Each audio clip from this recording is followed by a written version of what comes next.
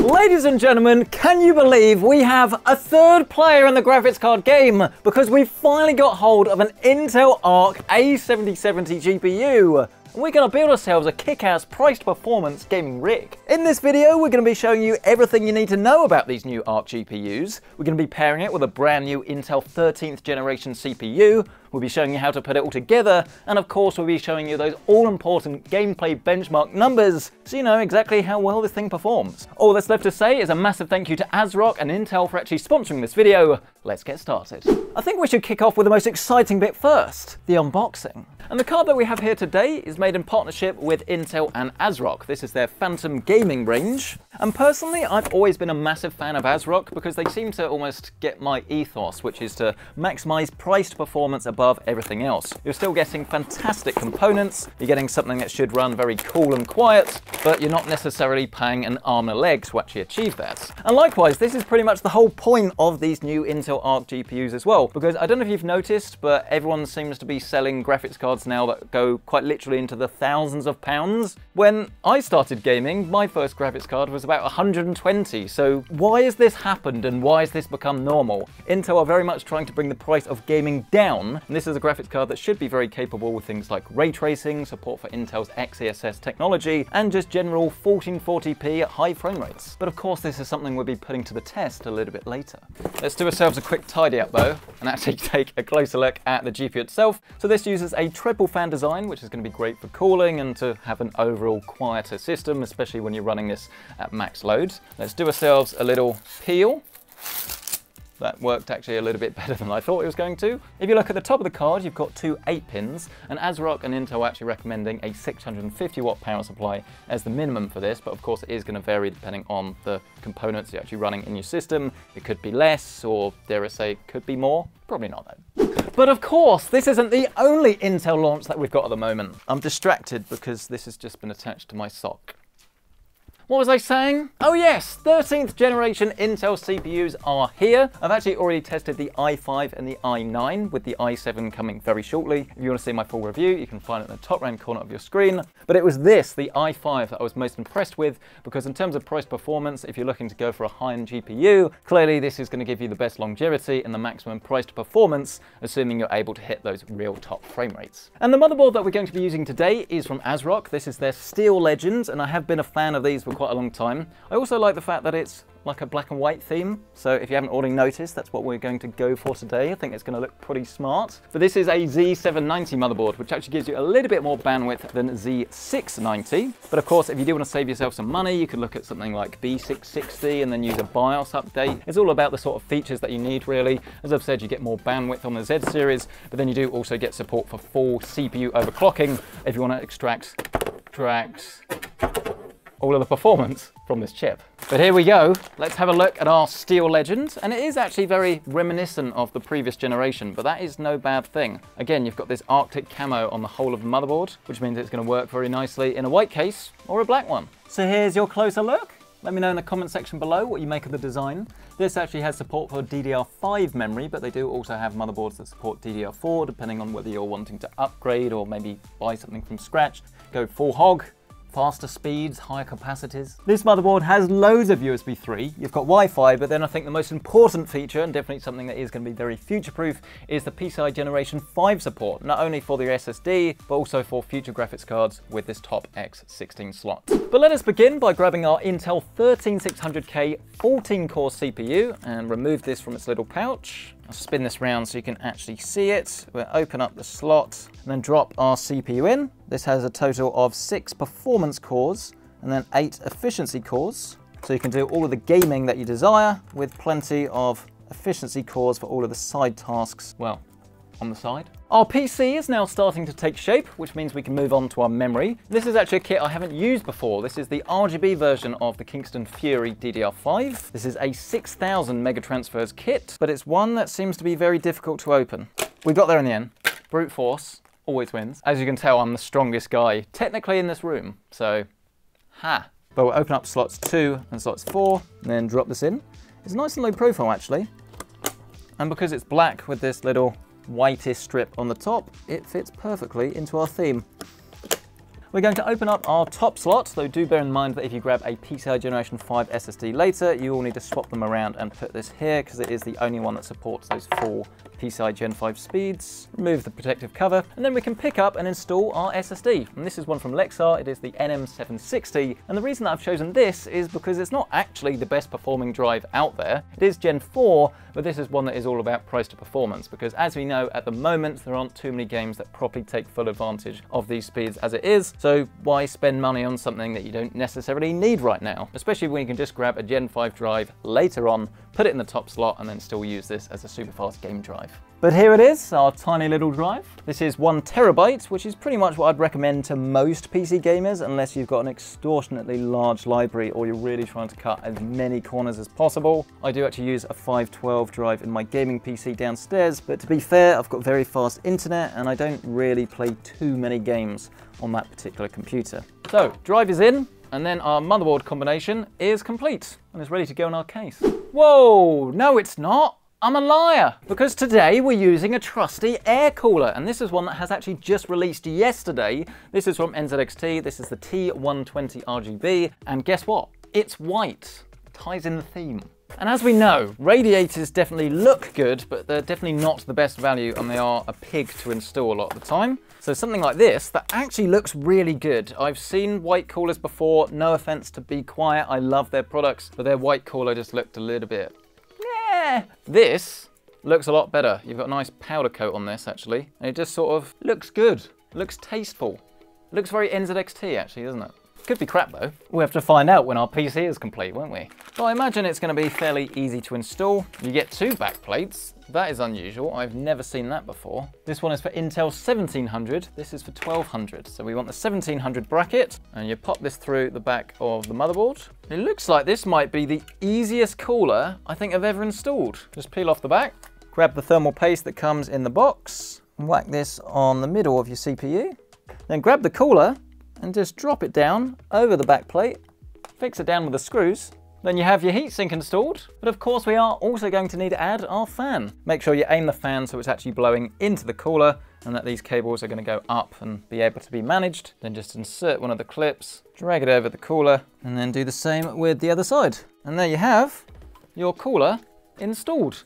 And this also has RGB as well, which should look very, very nice once we've got this whole rig finished and inside our chassis. So let's press on to our case, and I am now realizing that I'm matching the theme today. I've got blue trousers on though, instead of black jeans. Sorry for letting the side down. This chassis though actually manages to look fairly unique, which isn't something I say in vain. And the main reason for this is because of this little fan that you get down at the bottom chamber, and this is of course is going to directly cool your graphics card, because traditionally you'd put hard drive cages and things down there. They know most people are using SATA SSDs or M.2s. Hard drives are good for pictures and music, but not really for video games anymore, so this is definitely a very forward-thinking chassis. It's also worth noting that this H5 does come in a couple of flavors. This is the Flow version that has the mesh at the front of the chassis.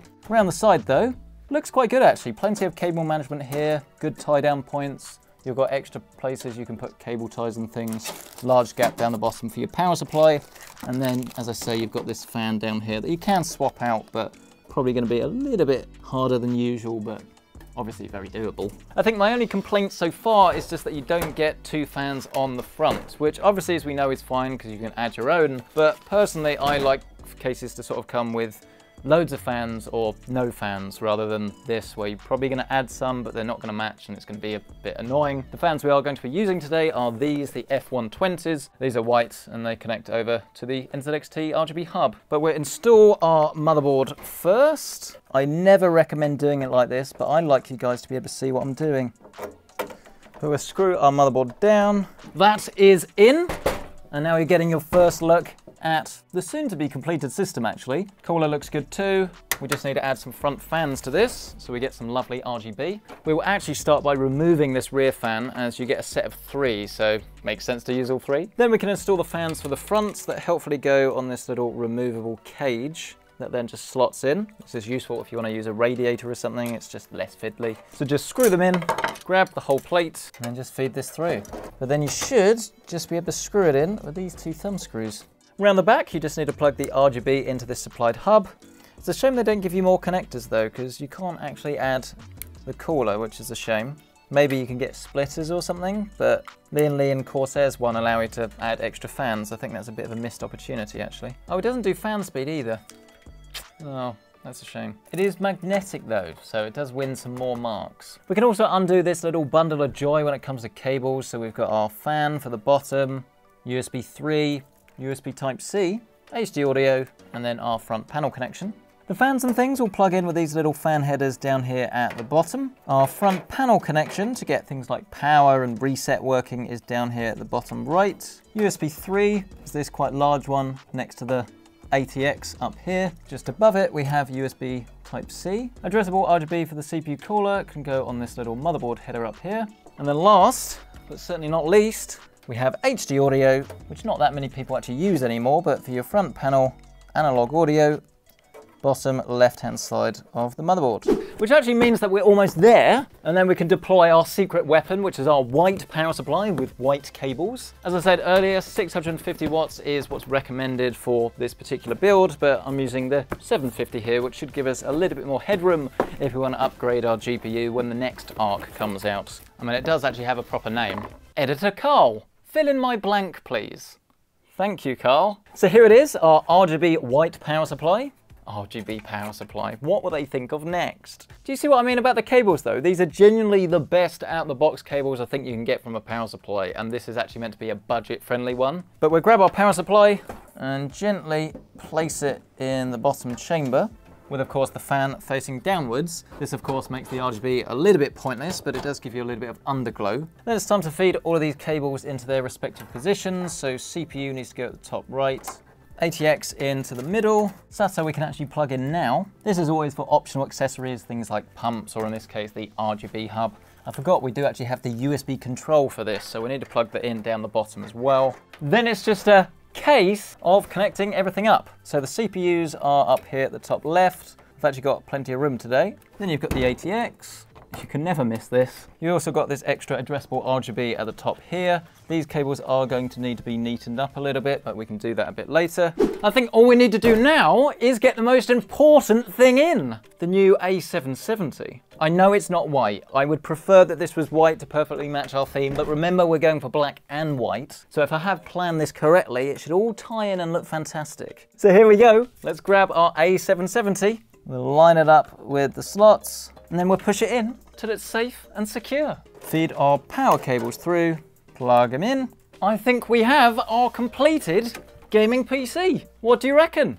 White and black theme? It's pretty neat. All of these components, remember, are actually relatively affordable. I think it's just the fans and maybe dropping down to like a B660 or in the future B760 that you could do to save yourself a little bit more money, but this is a very well-rounded system. Let's see if it works. Oh, I know a lot of you will want to see around the side, by the way. This is without any cable management, so you can see it's going to be very easy. You've got loads of tie-down points.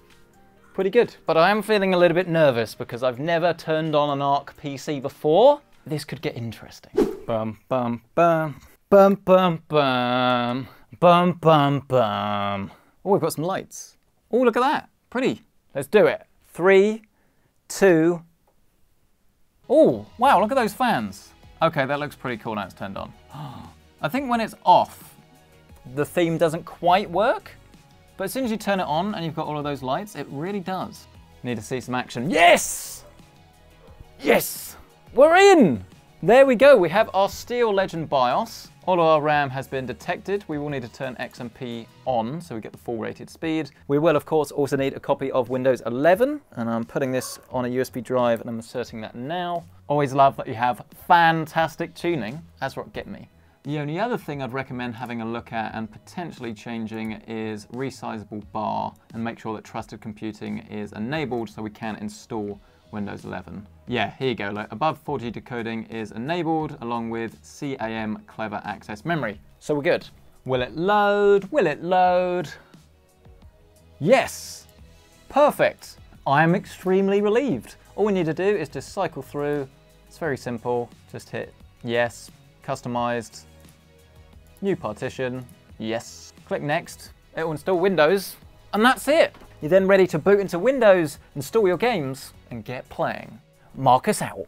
It lives! Ladies and gentlemen, our Arc gaming PC is alive. And I mean, just look at it. This is definitely one of the more attractive builds I've done recently. I love the whole theme. I think the white cables really tie in. And actually the whole black and white GPU motherboard thing, I think works quite nicely. I think the only thing that I'd really recommend swapping out would actually be the CPU cooler, because while it looks fantastic, this is an i5 that can actually run up to 225 watts if you want it to run full rampant and loose, which is of course going to give you more performance, and this cooler isn't rated for that, and it's just not really going to be ideal. There is a solution to this problem though, because I love the fact that Asrock and Intel let you change the power limits. You go into the advanced mode, OC tweaker, CPU configuration, scroll down to the bottom, and you can actually choose how much power you want this CPU to consume when it's running flat out. So the default is 125, or at least that's what Intel recommend, but I'm going to change this to 165, so we get a nice balance of a little bit more performance, but still hopefully within the realms of temperatures that this PC can actually handle. Sorry guys, bad config, that's me. But then again, I like to show you what happens if you underspec things. Maybe this was all part of the plan. Buy a bigger cooler. Let's have a look and see what this PC can do by running some Cinebench, again at 165 watts. I'm pretty sure that if you spend a lot more and get like a full 360 rads, you can probably hit about 24,000 or so. But here we're getting 22,704.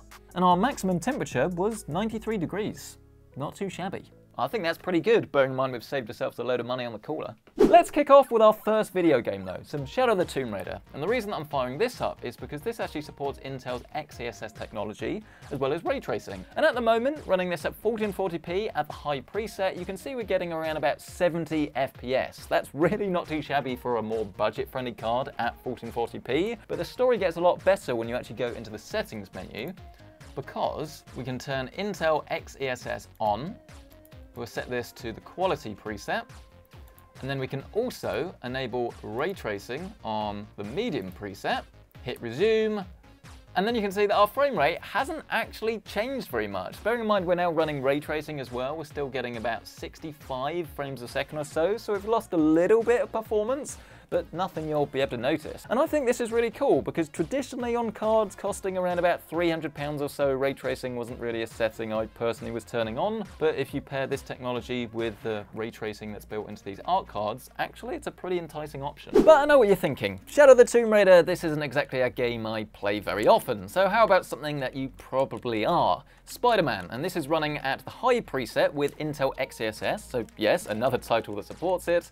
And as you can see, we're getting an absolutely ginormous frame rate of around about 110 FPS. This is so much better than the original 30 FPS you got on console. This is pretty darn cool if I say so myself. This was a game I actually really enjoyed playing on the PlayStation, so it's definitely one I'll be playing again on PC. We'll also show you a little bit of Cyberpunk 2077. This is running at the Ultra preset at 1440p with the Fidelity FX set to the quality preset. And you can see we're getting anywhere really between 50 and 70 frames a second depending on where you are in the game. If we turn this down to 1080p, this then gets you an extra 10 to 15 FPS or so.